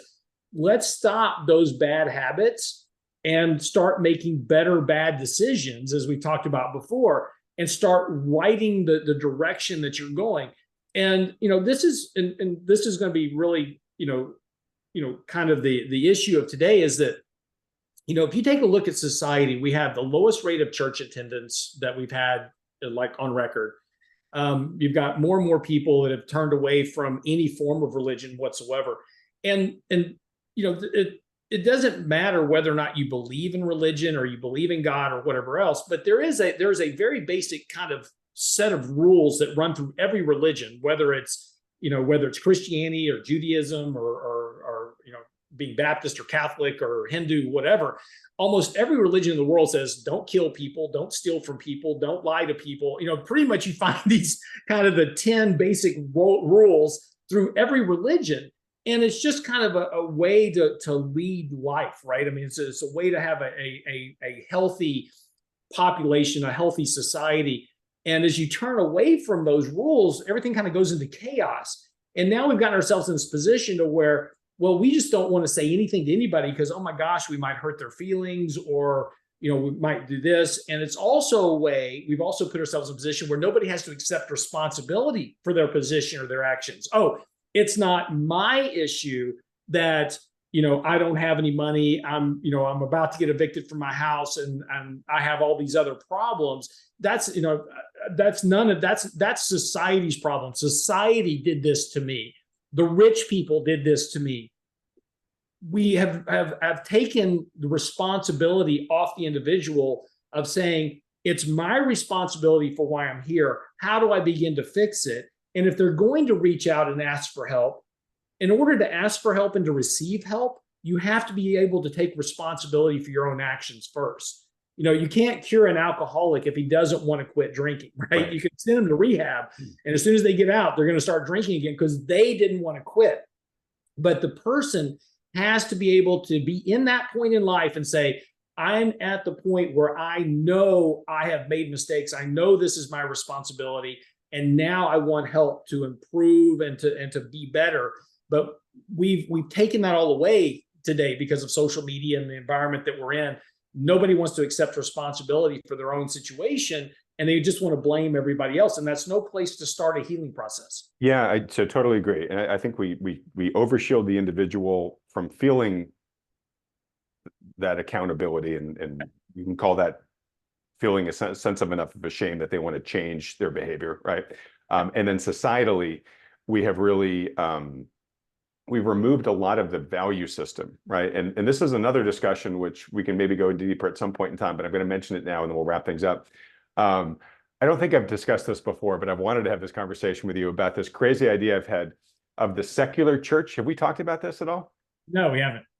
So, I grew up in New England, so, small little, the first, small towns that were ever created in the country, right? And at the center of all these historic villages is the town hall, and in the earliest cases, the town hall / church, right? So it's the same building where the town would meet up to deal with self-governance issues, and then every Sunday they'd come there for church, right? Or probably in the earlier days, they were there every day for church. Anybody who goes to church is familiar with kind of the general structure, right? And by church, I really mean any kind of religious, organization, synagogue, mosque, whatever, where you go there and you are reminded by the guy at the pulpit or altar or whatever of the values of the community, right? And that's represented in parables that are told and the sermon of the day and all that stuff, right? And it's a way for us to basically remind ourselves of what we hold as values collectively. And then it usually turns into action at the end, right? Like, okay, so-and-so had a baby, everybody sign up for the meal truck, right? You're putting those values into action in your community, right? So fast forward to today, religion plays a smaller role on average in people's lives. We have a lot more people who don't go to church, whatever, anymore. But I think the need for that institution of reminding ourselves of our values is still there. And so what I just wonder is like, wow, how come somebody hasn't created like a secular church, right? Where it's like, all right, look, I'm not religious. We're not going to go talk about the big man in the sky. And maybe the sermon's more like a TED Talk, right? Where we're learning about something interesting in science or whatever, right? But it's a way to still drive home the values that this community shares. Yeah, maybe we do some collective things like sing songs together. Maybe they're not psalms, maybe they're Taylor Swift songs or songs that people are excited to sing, right? But we still do the same thing at the end where we put up the food list for the people that have had babies that week or whatever, right? But it's just a place to gather once a week, be in communion with our community, remind ourselves of values and learn. Well, yeah, okay, but that's the important thing is, and this is the thing about religion that's so important. And again, it's not whether, I've often talked about the Bible. If you actually look at the Bible, it's kind of like the Hitchhiker's Guide to the Galaxy, right? Which is there's parables, there's rules, there's values, there's things that you do, things that you don't do. And if you follow this, you have a better outcome, right? It's always interesting to me when I run into people that are not religious, and I'm very religious. So I'll just put that up front, right? So, but when I run into people that are non-religious, they'll say, well, I don't understand why you pray. It's interesting that, whether or not you believe that there's some ultimate being up there that, is your protector and the creator of all things, whether or not you believe in that, there's a very interesting thing about prayer, which is that when you pray, what are you doing? You're saying, thank you for the things I have. I have this problem. Please help me figure out a way. And what it does is it starts to align your thought process to be open for solutions. Yeah. So sorry to interrupt, but it's not that different from like journaling and a gratitude journal as well, right? It's a focus of the mind and what you're going to focus on. Yeah, exactly. Right. And you're opening yourself up to finding answers. And of course, for Christians like myself, we say, well, God stepped in and helped me out of this really bad situation. Whether or not you believe that's the case, I opened myself up through prayer to accept an outcome that was suitable to get me out of a particular situation, or whatever it was, or to help or whatever. And this is the thing about religion, is you turn away from that, right? So, and if you don't, and there's a very interesting thing, if you don't believe in eternal life, then what are you living for, right? So you have to start to put things into perspective, saying, okay, if I don't believe in religion or whatever else, then what's the meaning of me being here? What's next for me? And so one of the reasons that, as Christians and really in a lot of religions, the reason that there is some form of eternal life, whether it's, again, it doesn't have to be Christian. I mean, we have the Vikings believed in Valhalla, right? So every religion believes that there is something after this, because if you don't believe that there's something else after this, then what's your purpose of being here? And there's nothing to guide you towards how to get to that next phase, right? So the Vikings, right? If I died in battle with my sword in my hand, I got to go to Valhalla, right? There was a reason to go to battle. There was a reason to fight. There was a reason to die, because I knew there was something after that. If there's nothing there, if there's no Valhalla, why the hell am I going to go swing a sword at somebody, right? And it's the same thing with Christians or anybody else, is that if I lead a good, virtuous life, I help others, I love my brother, I take care of those that need help, I live a life of service, then I get to go to this other place. Well, think about that for just a second. Even if you don't believe that other place exists, that's okay. But if I lead a life of service, if I lead a life of helping my brother, helping others, and this is why, at realinvestmentadvice.com and RA Advisors, we do a tremendous amount of outreach for our community. We provide tremendous resources for free to help others. This is the way that we give back as a company. We share our knowledge openly and honestly, trying to help everybody we can to achieve a better outcome for themselves. That's how we give back to our society. But if I lead a life of service and gratitude and help and love and care for others and help those in need, if everybody did that, what kind of world would we have today? Would we have the type of world that we have now that is divisive and full of hate? Or would we have a society where brother was helping brother, regardless of race or religion or creed? Because, see, Christians don't care about that. What they care about is helping others. And it doesn't matter who they are, what their makeup is, where they live, where they came from. It doesn't matter. A true Christian will help anybody. And when I'm lumping everybody, when I say Christian, don't get off onto a bent. If you're Jewish, I'm lumping everybody into religion. So, if you're Viking and believe in Valhalla, you're Christian for the moment. So, my point is that as a religion, and being religious, it doesn't necessarily mean you have to believe in this afterlife. But if you lead a good and virtuous life, you're going to have better outcomes, not only for yourself, because others will want to help you, but you'll also help society as a whole. So that's entirely why I'm raising this. And look, I did not and do not intend for this to be a discussion about the tenets of whether to be religious or not be religious. My point is, I totally agree with you, which is that the living the shared values of society that we have evolved over time, that we know work, right? Oh, we're gonna support each other, right? We're gonna be anti-crime. We're gonna be about treating each other fairly and well, the golden rule, all that type of stuff, right? Okay.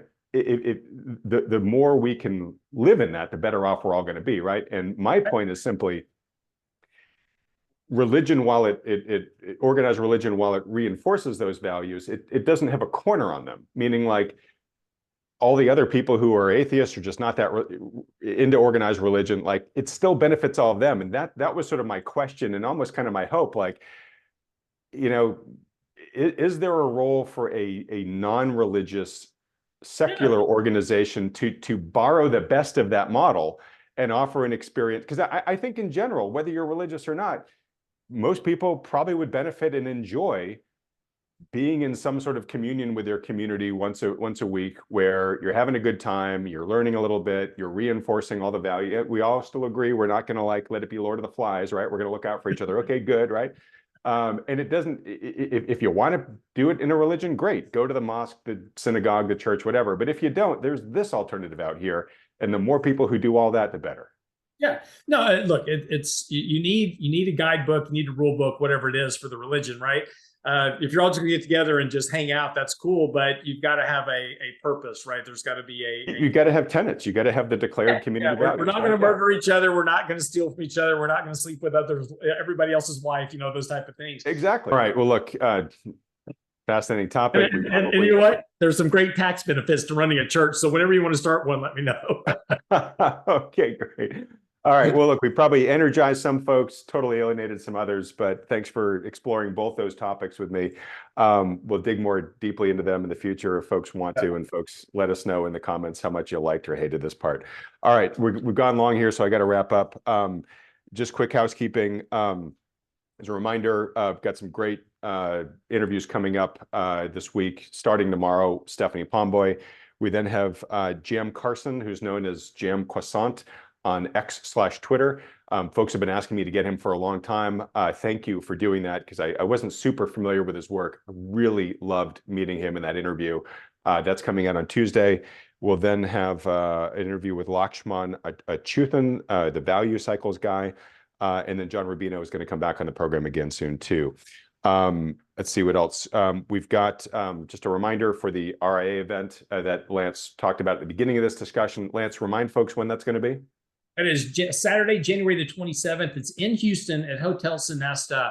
It starts at 8 a.m. Actually, we're going to open the doors at 7:30, feature breakfast. We're going to have speeches, basically presentations by myself, Michael Leibowitz, Adam Taggart, Greg Valier, talking about the presidential election. We'll have an open panel after that. Should be out of there by 12:30, 1 o'clock. So if you want to fly in, come to the seminar. It's actually a very easy trip from Intercontinental in Houston to the hotel and back. It's all major highways, so easy to get back and forth to the airport if you want to come in.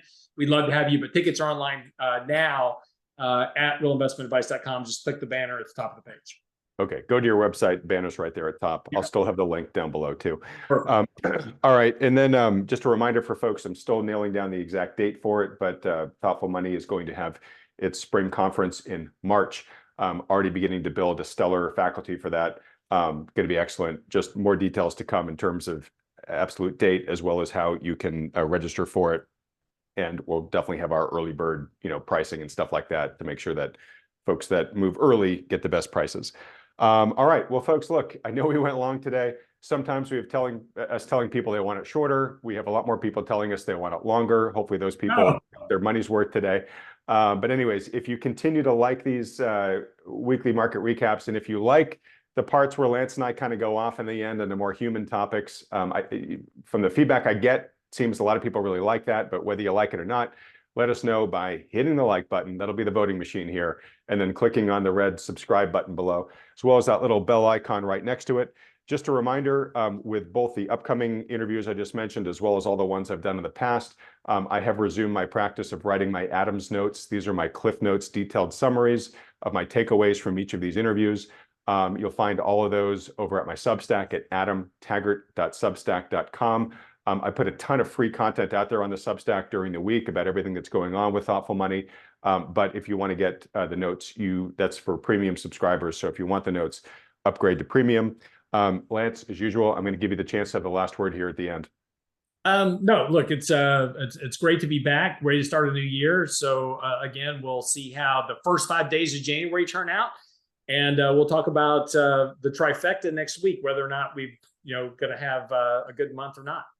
All right, we'll leave it there. Lance, thanks so much for coming back and doing this with me for yet another year. Looking forward to having you on every week going forward for the rest of 2024. I didn't know I renewed my subscription to you for another year. Okay. You've fallen into the trap. You're stuck. Everybody else, thanks so much for watching.